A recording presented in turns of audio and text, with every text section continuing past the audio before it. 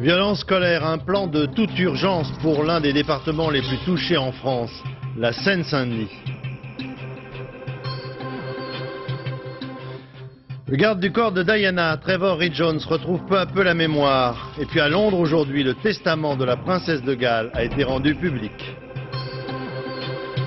Les boulangers veulent être maîtres chez eux, les artisans contestent l'abrogation du règlement interdisant aux fabricants de pain industriel de porter le nom de boulanger. Corse, les élections cantonales pourraient constituer un premier pas de retour à la légalité républicaine. Apparemment, c'est mal parti. Enquête ce soir dans ce journal. La Coupe du Monde de football, c'est dans 100 jours tout juste. La machine publicitaire se met en marche. Les demandes de location d'appartements affluent. Mais attention aux arnaques à touristes. Madame, monsieur, bonsoir. La violence à l'école, un problème qui se pose désormais à l'échelon national dans notre pays avec des départements où la cote d'alerte a été dépassée depuis bien longtemps. C'est le cas de la Seine-Saint-Denis en Île-de-France. Un rapport officiel remis au ministre de l'Éducation nationale la semaine dernière notait en guise de conclusion que dans ce département, tout est plus difficile que nulle part ailleurs. Sans attendre, le gouvernement a donc décidé d'agir en adoptant un plan d'urgence, je dirais, de toute urgence. Thibaut de Barbérac. On n'est pas classé zone d'éducation prioritaire. Vous demandez. Voilà. Face à face, le proviseur d'un lycée des beaux quartiers de Paris et des enseignants de Seine-Saint-Denis. Une opération symbolique des profs de banlieue qui voulaient faire connaître leurs difficiles conditions de travail. La Seine-Saint-Denis, un département sinistré où l'échec scolaire atteint des sommets. Un département pour lequel Ségolène Royal et Claude Allègre annoncent des mesures exceptionnelles qui prendront effet dès septembre prochain. Ce sont d'abord une dizaine de collèges supplémentaires qui vont être classés en zone d'éducation prioritaire. Dans ces établissements, le nombre d'heures d'enseignement va augmenter considérablement. Plus de cours et plus d'encadrement. Les ministres multiplient par 2 le nombre d'emplois jeunes et créent des postes de personnel de santé. Chaque établissement classé en ZEP aura sa propre infirmière. À plus long terme, la scolarisation dès l'âge de 2 ans, moyen de lutte très efficace face à l'échec scolaire, va être favorisé. Le nombre d'élèves par établissement et par classe devrait diminuer. Enfin, les ministres réfléchissent à des mesures qui inciteront les enseignants et les personnels d'encadrement à venir travailler en Seine-Saint-Denis et à y rester. En fait, ce que voudrait le ministre de l'Éducation nationale, c'est que l'ensemble des établissements scolaires de ce département et au-delà dans toutes les zones prioritaires puissent fonctionner sur le modèle du collège Colonel Fabien à Montreuil-sur-Seine, cité en exemple positif. Tous les problèmes de violence n'y ont pas été résolus, mais vous allez le voir, des décisions concrètes y ont été prises et ça fonctionne. Nathalie Moisan, Éric Delagneau, reportage. Qu'est-ce que je vois sur la tête et qui va disparaître? La casquette, jeune homme, je me dépêche. Dès le seuil du collège, le matin à 8 h, une présence qui rappelle le règlement intérieur. Symboliquement, il est important que les gosses sachent que le principal est là pour les accueillir le matin et que les rares fois où je n'ai pas fait l'entrée le matin, les enfants l'ont senti, je savais que dans la maison il y avait de l'agitation. Car chaque détail compte, la peinture répandue sur les interphones pendant les vacances sera lavée dans l'heure pour éviter que les dégradations ne s'installent. Une présence adulte renforcée par 2 appelés du contingent et 2 emplois jeunes. On vous a tué! Vous allez vous ranger les gars. Des aides éducateurs avec une mission précise. Bon, alors pour le mois de février, tu as été absent, tu étais malade. Ouais. Mais sinon, il y a quand même 3 absences. Il y avait 2 semaines de cours, on en avait parlé. Et puis, une exclusion de cours. Ça va, par rapport au mois dernier, c'est moins. Une absence, 1 heure de colle.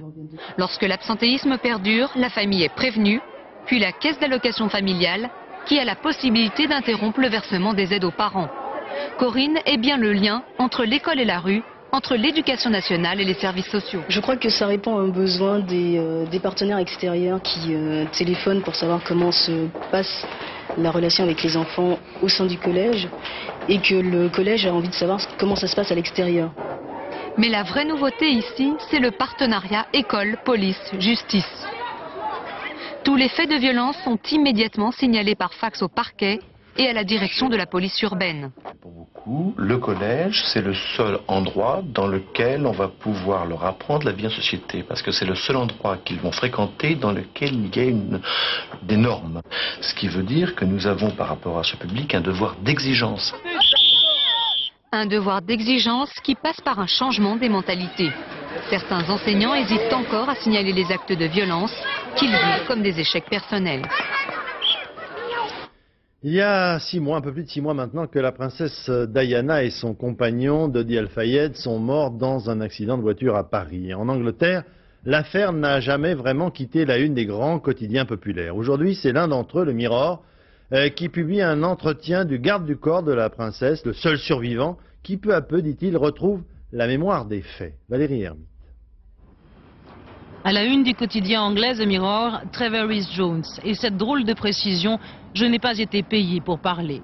L'ancien garde du corps de Dodi Al-Fayed, aujourd'hui employé par son père, Mohamed Al-Fayed, dit avoir quelques souvenirs concernant la soirée du 30 août. Et notamment celui d'avoir été suivi depuis l'arrière du Ritz par une moto et 2 voitures, dont une blanche. Toujours rien en revanche sur l'accident lui-même, mais le souvenir d'avoir entendu Diana appeler Dodi juste après le crash.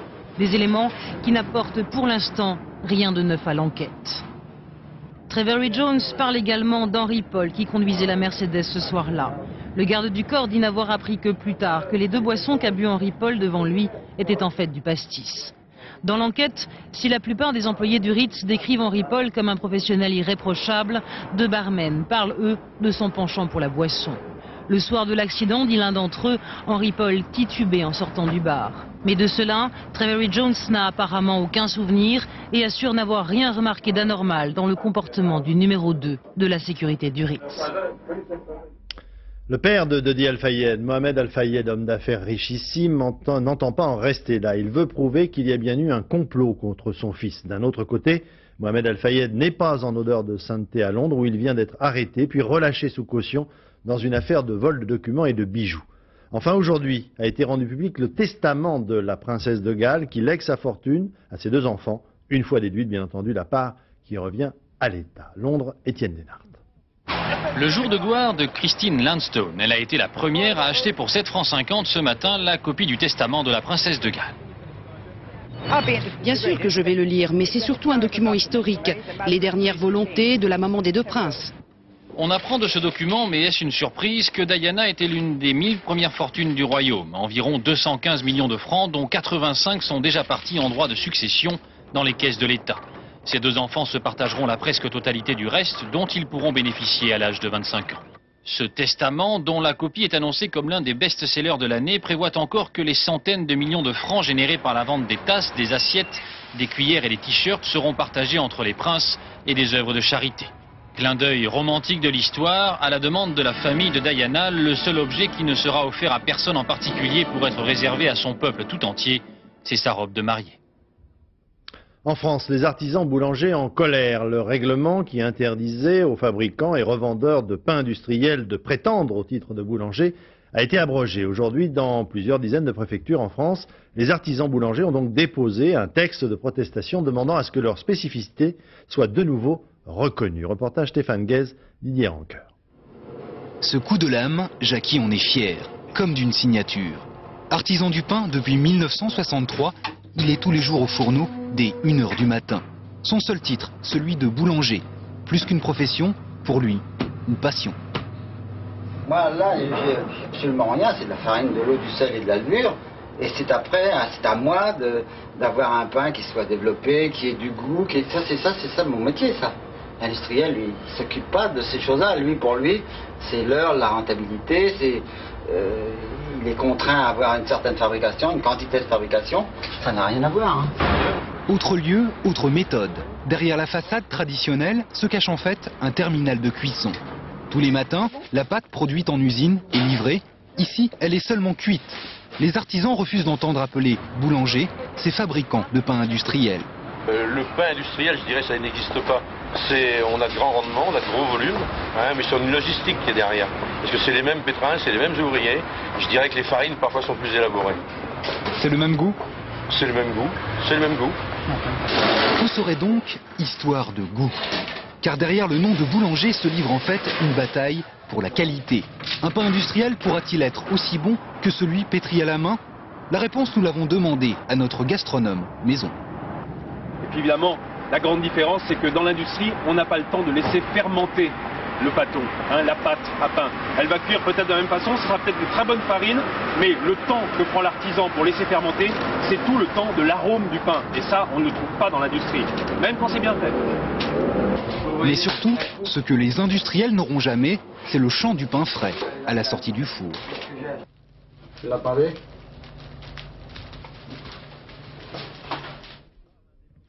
C'est ce soir l'un des moments les plus attendus au Salon de l'Agriculture à Paris, qui a ouvert ses portes hier. Le début du concours général des animaux d'élevage, qui consacre les plus belles bêtes de l'année. Cette présentation n'est pas seulement un grand moment, disons, folklorique, c'est aussi tout autour un véritable marché avec des enjeux économiques très importants. Et dans ce domaine, la France est très bien placée. Reportage Jean-Yves Perrin, Philippe Turpot. Le prix d'une vedette. Bien sûr, il vaut mieux avoir l'œil du spécialiste pour en apprécier les formes. Et au salon, évidemment, les spécialistes sont légion. Pour cette première vente aux enchères de la race limousine, les prix n'ont guère flambé. 85 000 francs pour Jobard, quand son éleveur en espérait plus de 100 000. Enfin, cette vente a fait quelques acheteurs heureux. C'est acheter de la génétique qui est difficile à acquérir dans un marché normal. C'est une vente aux enchères, c'est l'occasion de pouvoir acquérir un bel animal. C'est quand même pas donné à tout le monde quand même de pouvoir mettre 30 000 francs dans un animal. Disons que le prix normal oscille entre 15 et 20 000. Disons que c'est une plus-value de 10 000 francs pour un animal quand même, qui est quand même beau. Peu d'acheteurs étrangers, si ce n'est un éleveur italien. 30 000 francs pour cette belle vache. C'est difficile de juger si c'est cher, mais il faut savoir prendre des risques. En fait, la race la plus vendue à l'étranger, c'est la Holstein. La société Génétique France exporte 30 000 vaches vivantes par an et 1 million de paillettes issues des meilleurs taureaux de l'élevage français. Ses clients, les éleveurs du monde entier. Aujourd'hui, les pays de l'Est, l'ouverture des pays de l'Est, c'est la nouvelle Europe qu'on appelle. Toujours le Moyen-Orient avec le Liban, le Qatar, les Émirats et puis le Maghreb qui continue à toujours venir acheter. Malgré tout, on a la crise de la vache folle qui nous fait mal.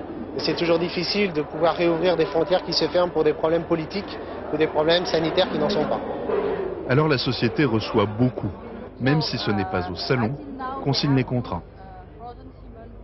Les foires ne sont pas les moments des achats, c'est pour tout renforcer les liens et pour discuter les programmes, disons, prochains et à l'avenir. Comme quoi le salon de l'agriculture n'est pas seulement la plus grande ferme de France. Le nouveau préfet de Corse, Bernard Bonnet, victime peut-être d'une très mauvaise plaisanterie. Son avis de décès a été publié en langue catalane dans le journal L'Indépendant de Perpignan, qui a présenté aujourd'hui ses excuses. Le nouveau préfet de Corse qui a rencontré ce matin le Premier ministre Lionel Jospin pour faire le point avec lui sur la situation dans l'île, notamment l'enquête sur l'assassinat du préfet Erignac, qui pour l'instant officiellement du moins ne donne rien. Dans tous les domaines, la volonté affichée du gouvernement de ramener la Corse dans la légalité républicaine va se heurter à de sérieuses difficultés. Exemple, les prochaines élections cantonales, fin mars. À Bastia, surprise d'un candidat qui a vu le nombre de votants augmenter de près de 40% dans son canton à la veille du scrutin. Benoît Duquesne, Guillaume Fautra, reportage. Il y a des colères prévisibles, celle de Jacques Pasquini en fait partie. Conseiller général sortant RPR du 3e canton de Bastia, il n'a pas apprécié de voir le nombre des inscrits dans son canton augmenter brutalement de près de 40%. À l'en croire, c'est un mauvais coup de son adversaire de gauche, proche de la mairie. Alors il dénonce 120 de ses 400 nouveaux inscrits devant la justice, mais dénoncer n'est pas prouvé et Jacques Pasquini est débouté. De justice, il n'y a plus rien. Oh, 120 constats d'huissier, j'ai fait, monsieur. 120. Pas un, 120.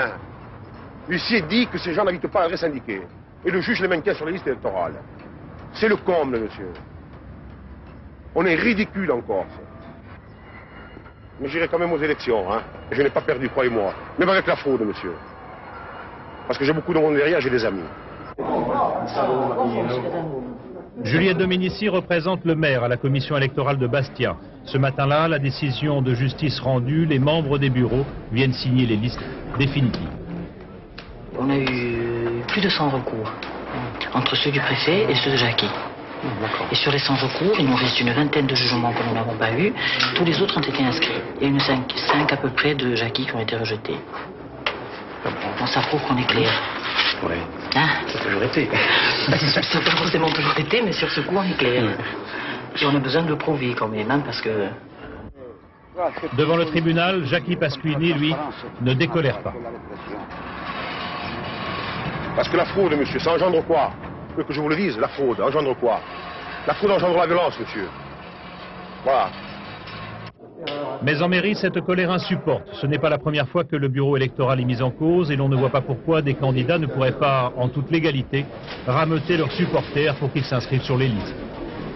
Je dirais, comme disait mon défunt père, qui était un élu avant moi, je m'adresse à ceux-là en Corse en leur disant « Imeizu, les obiti ». Tu veux dire? Moi, mon pognon est vieux. Je ne vais pas gagner maintenant par avec les élections ou à mon poste, ou en fraudant, ou en faisant de faux marchés. Mes parents l'ont mis à la sueur de leur front. Et voilà.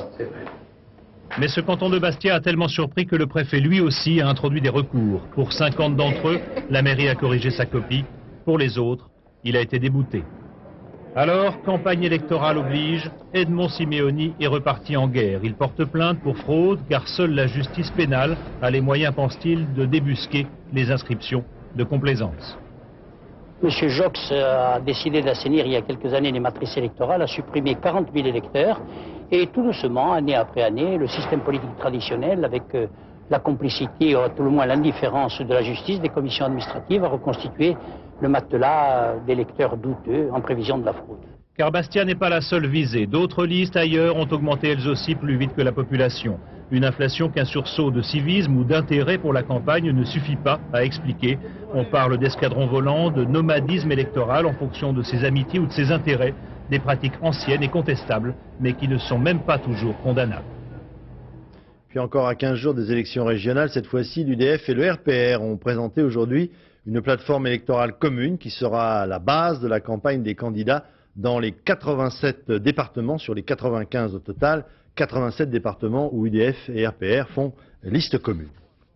Le procès de Maurice Papon à Bordeaux, après les témoignages des résistants la semaine dernière, cette semaine la Cour s'intéresse à la période de l'épuration, tout de suite donc après la libération, dès le mois d'août 1944. Comment s'est opéré le tri parmi les hauts fonctionnaires de la préfectorale, entre ceux qui ont été condamnés, qui sont restés en place ou qui ont même connu une promotion, comme ce fut le cas pour Maurice Papon. Dominique Verdeillan, Patrick Deschmecker. Images trompeuses. Partie civile et défense n'ont pas subitement la même lecture du dossier. Le seul objet de cet étonnant rapprochement est l'ordre des plaidoiries. Côté partie civile, on note que si Papon a été épargné lors de l'épuration, cela ne peut être qu'une erreur. Côté défense, on s'appuie sur les témoins de l'époque. Jean Morin a supervisé l'épuration de la préfectorale en 1944. Sur 200 fonctionnaires, 60 ont été révoqués, 15 laissés en place. À aucun préfet, dit le témoin, il n'a été reproché la déportation des Juifs.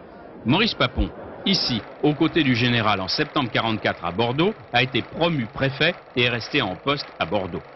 Le préfet Pierre Sommeveil était lui aussi à Bordeaux au moment de l'épuration. Je n'ai rien entendu contre Papon, dit-il, et pourtant, la délation allait bon train. Maurice Papon aurait aimé que son procès s'achève sur cette note favorable. C'était oublier les témoins de la dernière heure. À commencer par le procureur de Cologne. Le 16 février, des menaces de mort l'avaient empêché de témoigner. Il sera entendu mercredi. Furieux, Maurice Papon se lève et proteste violemment contre l'audition d'un Allemand qui, je cite, appartient à une nation qui a les responsabilités que l'on sait et qui se mêle aujourd'hui d'un procès français. Dans la salle, les victimes s'insurgent et un de leurs avocats note qu'il aurait été préférable que cette hostilité vis-à-vis des Allemands s'exprime dès 1942. En marge de ce procès, le Conseil de l'Ordre des avocats vient d'engager des poursuites disciplinaires contre Serge et Arnaud Klarsfeld pour avoir mis en cause l'impartialité du président de la Cour d'assises, Jean-Luc Castagnède, en révélant un lien de parenté avec certaines parties civiles.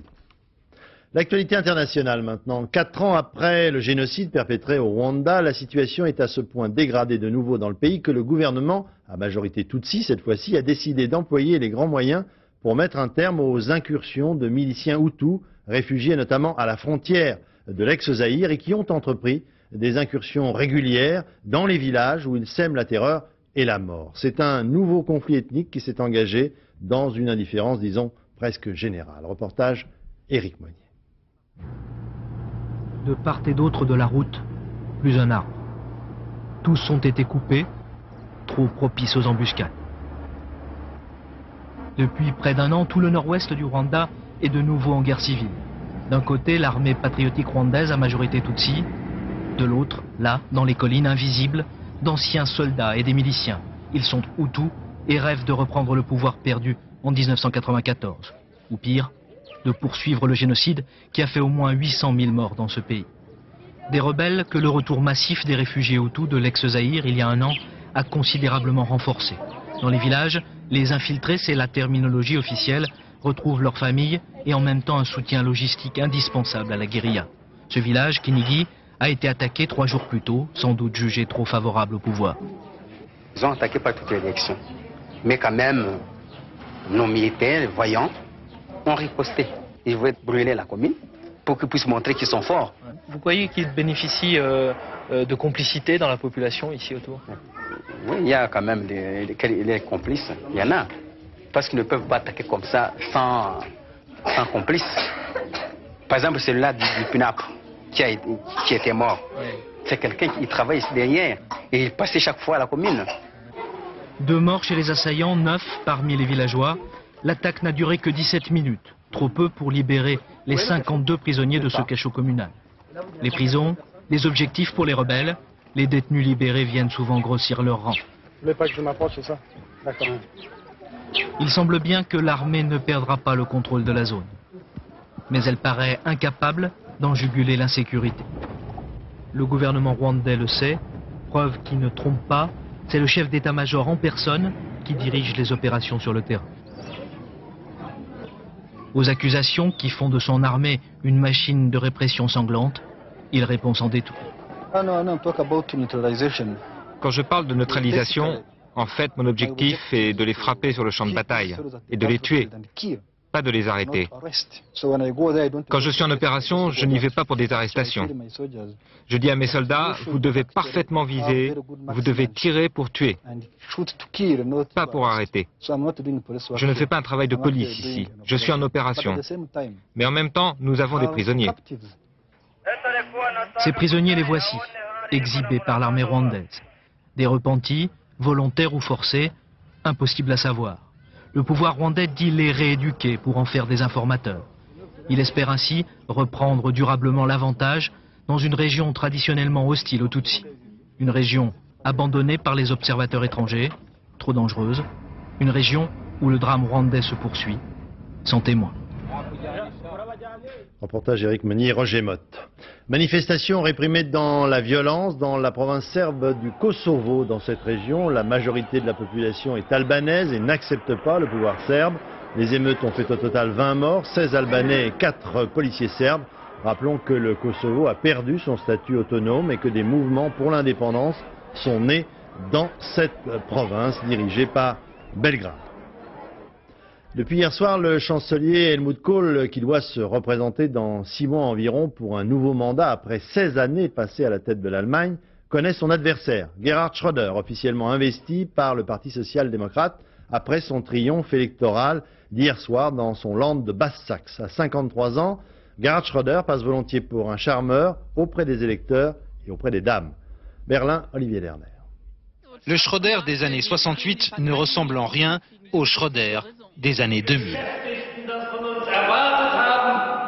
L'ancien gauchiste pur et dur affectionne aujourd'hui les gros cigares, les cravates italiennes et les jolies femmes. C'est sa 4e épouse qu'il embrasse ici. Mais plus que tout, c'est le pouvoir qui anime ce provincial de 53 ans, parti de rien. C'est un homme qui sait prendre des décisions et qui fait en sorte que ces décisions, à lui, sont aussi suivies par des faits. C'est-à-dire qu'il sait dominer une machine politique. Au sein de sa formation, le Parti social-démocrate, tout le monde avait des yeux de chimène aujourd'hui pour lui. Sa candidature à la chancellerie, plus personne ne la conteste. Et c'est comme si l'adversaire d'Helmut Kohl aux élections de septembre avait déjà gagné la première manche. Notre succès, c'est le résultat d'une politique orientée vers les intérêts des travailleurs. Gerhard Schröder a déjà levé le voile sur ses priorités. L'emploi, la croissance, l'innovation, la sécurité et la formation d'un triangle germano-anglo-français. Le jeune loup, qui prenait des notes derrière Willy Brandt il y a plus de 20 ans, est prêt à prendre le pouvoir à son tour. La dynamique électorale va jouer incontestablement en faveur de Gerhard Schröder ces prochaines semaines. Mais le chancelier Kohl n'a sans doute pas dit son dernier mot, malgré la claque qu'il a reçue. Dans l'état de l'Iowa, la mère de famille qui, souvenez-vous, avait mis au monde 7 enfants dont on craignait un moment que certains ne puissent survivre, est finalement rentrée chez elle avec tous les bambins. Et tout le quartier se relaie pour l'aider à pouponner. Washington, Marisburgo. Il est aujourd'hui l'un des papas les plus célèbres au monde, mais il ne veut pas que ces 7 bébés soient transformés en petites curiosités vivantes. Cachés sous les 2 couvertures, il y a donc Nathalie 3,4 kg et Alexis 2,5 kg. Les 2 derniers des septuplés de l'Iowa a quitté l'hôpital. Les 5 autres bébés de la famille, plus résistants à leur naissance, étaient rentrés à la maison depuis plusieurs semaines, mais ils sont venus avec leurs parents chercher les 2 petits derniers. Nous les avons tous emmenés ici avec nous pour avoir une sorte de réunion de famille. Et nous allons tous rentrer ensemble à la maison. C'est ça, être une famille. Et si le papa a le sourire, la maman, elle, laisse échapper quelques larmes. Maintenant, ça va faire bizarre de ne plus venir ici tous les jours. Pourquoi pleurez-vous? Pourquoi croyez-vous que je pleure? 4 petits garçons et 3 petites filles, 7 bébés. Cette maman-là imagine peut-être ce qui l'attend à la maison. Un dernier au revoir au personnel de l'hôpital et la voiture offerte par la petite ville de Carlisle prend la route avec sa précieuse famille. À la maison, 60 volontaires vont se relayer pour aider monsieur et madame Koguet, un couple modeste mais très religieux pour qui ces 7 bébés sont un don de Dieu. Le gouverneur de l'État de l'Iowa a promis qu'une maison plus grande leur serait offerte. En attendant, les dons affluent et ils sont les bienvenus. Pour assurer l'éducation de leurs enfants, les McCoguet ont besoin d'1 million de dollars. Et si vous avez envie de voir le visage de ces célèbres bébés, il nous faut vous montrer ces images d'archives. C'était il y a 2 mois. Depuis, les septuplés ont été soigneusement protégés de la presse. La Coupe du Monde de football, nous sommes à J-100, très exactement. Les choses commencent donc vraiment à prendre tournure. Aujourd'hui, le président de la République, Jacques Chirac, a reçu 100 jeunes venant des 10 villes où auront lieu les différentes rencontres. Parallèlement, les campagnes publicitaires commencent à fleurir sur les panneaux des grandes villes. Les conseils aux touristes font l'objet d'un livre de recommandations pour éviter toute arnaque de la part de certains commerçants indélicats, il y en a toujours. Enfin, les Parisiens qui veulent louer des appartements à des supporters étrangers n'ont que l'embarras du choix. Reportage Florent Gautreau, Jean-Paul Miotto. On attendait Zidane ou Djorkaeff et on a eu Madame Michu, une concierge souriante qui rappelle gentiment aux Parisiens que dans 100 jours, c'est le grand jour.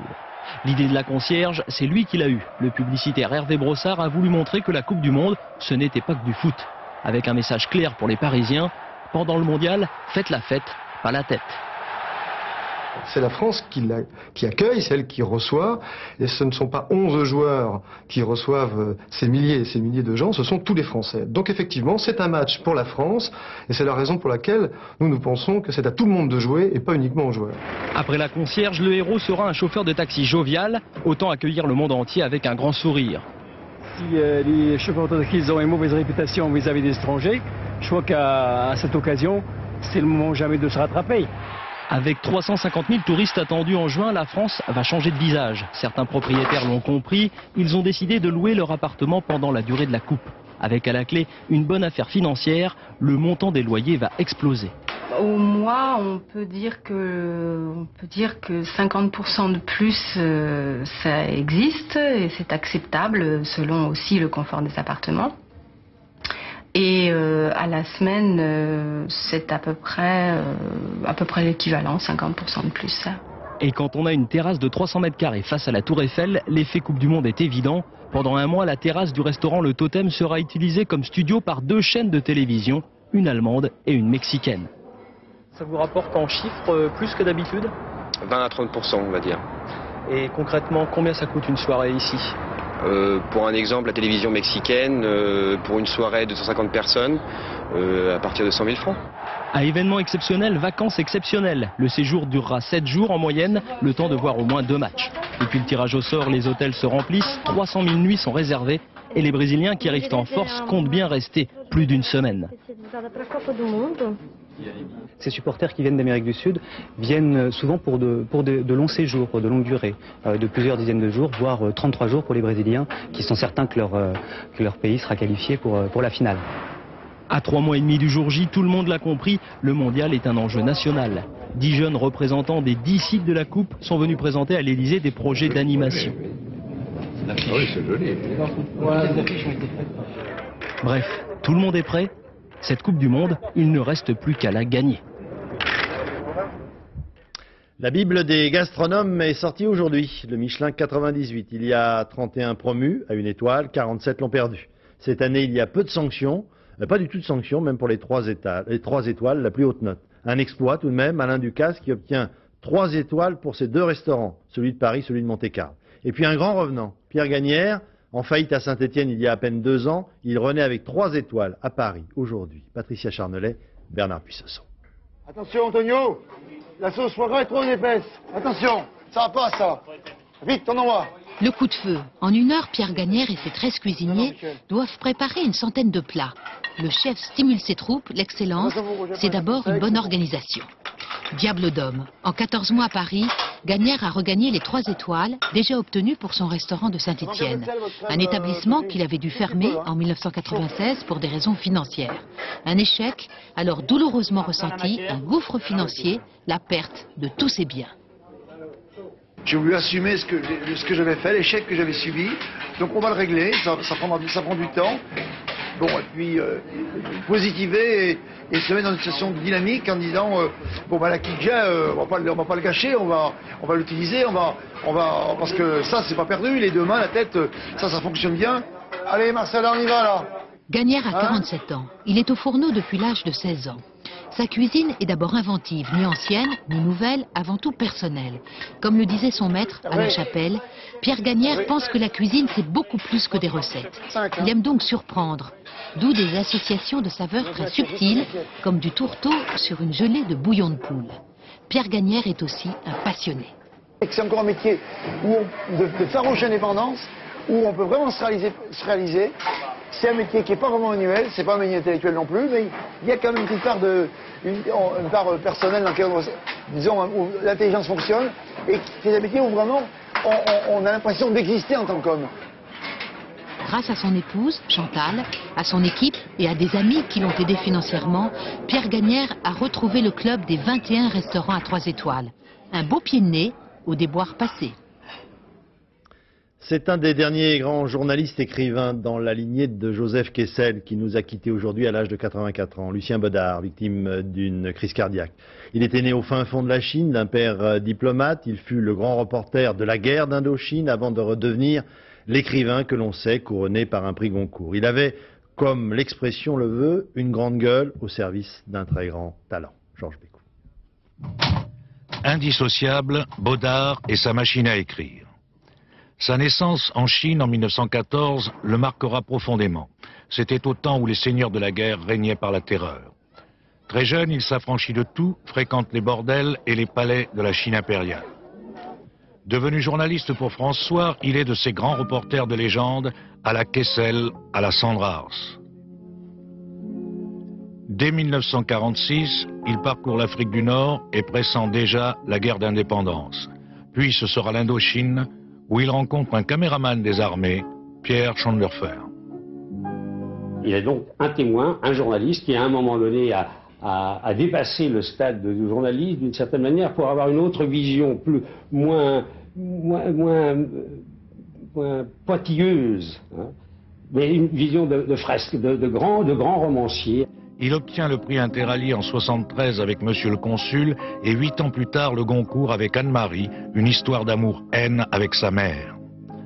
Colonisation, guerre, révolution, décolonisation, la Chine, l'Indochine sont omniprésentes dans une œuvre souvent autobiographique. C'est une partie de nous-mêmes qui fiche le camp, parce qu'il était tellement comme un poisson dans l'eau dans cette Indochine qu'il adorait. dans cette atmosphère où se dégage quelque chose, des vapeurs qu'on ne trouve pas ailleurs. Alors Baudard, dans tout ça, il a fait des bouquins formidables. Et sur la fin de sa vie, Baudard se lassera tout de même du baroud, de la peur et de la misère humaine. Cette violence, je l'ai aimée professionnellement. J'ai été un témoin. J'ai été un vautour qui s'est précipité sur tous les charniers et tous les cadavres. Et maintenant, j'en ai assez. Et je cherche avant tout la tranquillité, la paix, le bonheur. Cinéma, sorti cette semaine de The Boxer de Jim Sheridan avec Daniel Day-Lewis. Cette fois-ci, le cinéaste irlandais nous propose une nouvelle histoire sur fond de conflit en Irlande du Nord entre catholiques et protestants. Aubry de l'air à Patrick Voix. On reconnaît tout de suite Belfast, unique dans son enchevêtrement grisâtre de béton et de barbelés. Dans ce bout d'Europe, qui semble condamné à un hiver perpétuel, ressurgit Danny Flynn, ancien boxeur, catholique, militant bien sûr de l'IRA. Il vient de purger 14 ans de prison pour un attentat qu'il n'a pas commis. Mais Danny a changé. S'il a gardé l'étoffe d'un champion, il rejette désormais haine et terrorisme. Je vais refaire une salle de gym pour les enfants. Leur enseigner 2-3 trucs. Tu m'as appris à ne jamais lâcher prise, Joe, et c'est ce que je fais. Tu es revenu pour te venger, Danny? Non. C'est finalement difficile de comprendre les causes d'une guerre quand elle s'arrête. C'est une guerre ancienne, venue du passé. Tout ce que je souhaite, c'est que les Irlandais aient enfin une vision de l'avenir. Osant une métaphore originale, un boxeur luttant contre la violence, Jim Sheridan nous montre une Irlande du Nord qui risque de surprendre. La cause de l'IRA est enracinée dans le passé et a créé une société rétrograde et pétrie de conventions. Le boxeur brave aussi les tabous, regagnant l'amour de son ancienne fiancée, aujourd'hui mariée à un militant emprisonné. Pourquoi tu m'as pas demandé d'attendre? Je t'aurais attendu. Tu peux pas dire ça. 14 ans, Maggie. Je t'aurais attendu. Tu n'avais que 16 ans. T'avais pas confiance en moi. Comment j'aurais eu confiance? J'étais fou amoureux de toi. Je voulais garder cet amour intact. Les Irlandaises doivent se sortir de leur carcan et ne plus être fières d'une loyauté mal placée. En d'autres termes, elles doivent choisir la vie, privilégier le combat, l'idéal plus que la vie. Je pense que c'est une erreur. Le boxeur Danny Flynn, malgré les extrémismes de tous bords, dit son espoir en la réconciliation. Romantique et pessimiste, The Boxer reste un film engagé sur une blessure européenne qui, sans que l'on y prenne vraiment garde, a fait près de 3500 morts en 25 ans. Quel endroit plus approprié que la gare d'Orsay à Paris pour abriter l'exposition Manet-Monet sur la gare Saint-Lazare, la rencontre de ces deux géants de la peinture avec le développement du chemin de fer. Georges Bégout.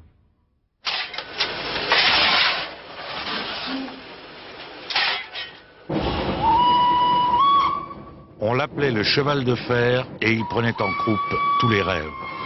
Le train intéresse les artistes depuis 2 siècles. De cette puissance qui se dégage de la locomotive à vapeur avec la vapeur et le métal puissant qui chauffe, c'est diabolique. Ce contraste d'acier et de vapeur, c'est un spectacle aussi beau qu'un coucher de soleil, c'est extraordinaire. Au XIXe siècle, le train prend une grande part dans la révolution industrielle, mais il incarne aussi l'évasion. Et pour les peintres, la possibilité de se rendre sur le motif, de peindre dans la nature, d'échapper aux thèmes académiques traités en atelier. Le train et la gare passionnent l'artiste par ce qu'ils apportent de neuf dans la vie de ses contemporains. Sous Napoléon III, Saint-Lazare est au cœur d'une autre révolution, l'aménagement de Paris par le baron Haussmann. Et la place de l'Europe qui domine la gare attire les peintres qui descendent sans crier gare de Montmartre et des Batignolles pour s'installer dans ce nouveau quartier. Caillebotte fut le premier. Zola habite cet immeuble lorsqu'il écrit La bête humaine. Tout à côté, au 4 de la rue Saint-Pétersbourg, Manet, l'aîné des impressionnistes, transforme une salle d'armes en atelier et reçoit ses cadets. C'est là qu'il peint une toile qui sera refusée au salon officiel et qu'il intitule Le chemin de fer, de locomotive, point, mais la vapeur qui sort de ses naseaux. Quant à Monet, il investit carrément la gare Saint-Lazare. On lui a accordé l'autorisation de peindre dans la gare. Et si on suit le tracé, enfin les points de vue qu'on peut repérer de par ces tableaux, on voit qu'il a vraiment été dans toute la gare. Monet, c'est quand même, c'est surtout un œil super sensible et il capte un effet atmosphérique extraordinairement rapidement. Il était donc logique que le chef-d'œuvre de Monet, qui réalisa 11 tableaux ici même, fût offert au public en une réplique géante sur la façade de la gare Saint-Lazare pour annoncer l'exposition d'Orsay.